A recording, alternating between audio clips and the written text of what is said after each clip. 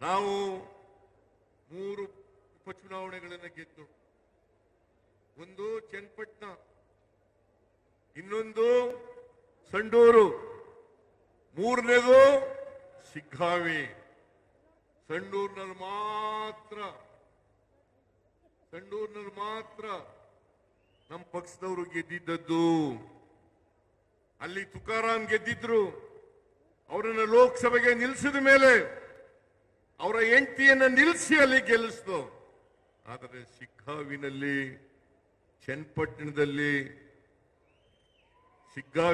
ಚನ್ನಪಟ್ಟಣದಲ್ಲಿ ನಾವು ಗೆದ್ದಿರಲಿಲ್ಲ. ಕಳೆದ ವಿಧಾನಸಭಾ ಚುನಾವಣೆಯಲ್ಲಿ ನಾವು ಗೆದ್ದಿರಲಿಲ್ಲ. ಚನ್ನಪಟ್ಟಣದಲ್ಲಿ ಈ ಜಿಲ್ಲೆಗೆ ಸೇರಿದಂತ ಮಹಾನಾಯಕ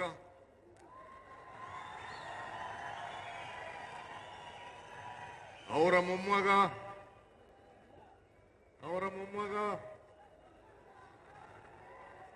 ನಿಖಿಲ್ ಕುಮಾರ್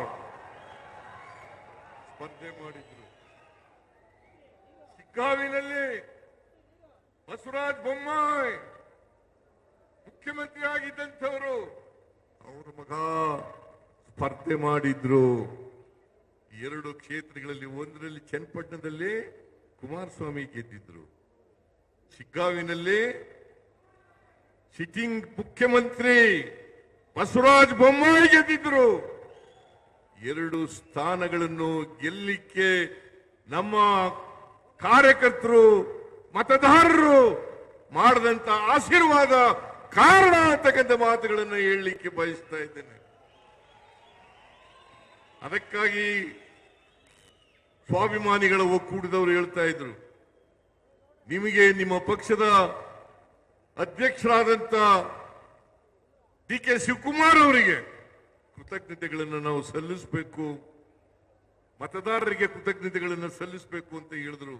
ನಾನು ಹೇಳಿದೆ, ನಮಗೆ ಸಲ್ಲಿಸ್ತಕ್ಕಂಥದ್ದಲ್ಲ, ನಿಜವಾದಂತ ಕೃತಜ್ಞತೆಗಳನ್ನು ಸಲ್ಲಿಸ್ತಕ್ಕಂಥದ್ದು ಮತದಾರ ಬಂಧುಗಳಿಗೆ ಅಂತಕ್ಕಂಥ ಮಾತನ್ನ ಹೇಳಿದ ಮೇಲೆ ಈ ಸಮಾವೇಶವನ್ನ ಏರ್ಪಾಡು ಮಾಡಲಿಕ್ಕೆ ಸಾಧ್ಯ ಆಯ್ತು. ಇವತ್ತು ಕಾಂಗ್ರೆಸ್ ಪಕ್ಷದಿಂದ ಮಾತ್ರ ಕರ್ನಾಟಕದ ಇತಿಹಾಸದಲ್ಲಿ ಸುಭದ್ರ ಸರ್ಕಾರವನ್ನು ಕೊಡಲಿಕ್ಕೆ ಸಾಧ್ಯ ಆಗಿರ್ತಕ್ಕಂಥದ್ದು.